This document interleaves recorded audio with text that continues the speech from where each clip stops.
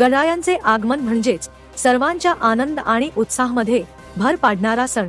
यंदाच्या गणरायाचे आगमन मोठ्या उत्साहात आणि जल्लोषात झालेच असून प्रत्येक जण आपल्या मनातल्या भावनांच्या स्वरूपातल्या गणेश मूर्तीची प्रतिष्ठापना केली आहे।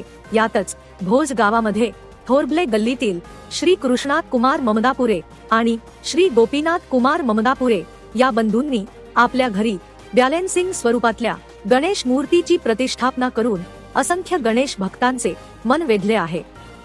नमस्कार भावांनो, आज तुम्हाला दाखवणार आहे का गणपती बाप्पांची मूर्ती जी साक्षात स्वर्गातच असल्यासारखं वाटते।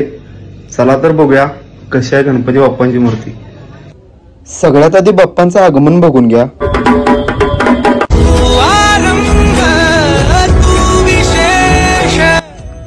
तर भावांनो, काय विचार करायलाय? हा गणपती घरातला आहे काय मंडळातला आहे?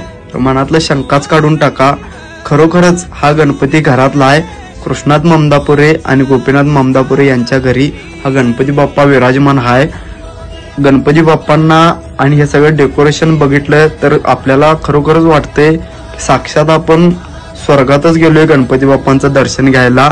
तर आपण सुद्धा हा क्षण अनुभवणार असाल तर गणपती बाप्पांचं दर्शन घ्यायला नक्कीच जावा।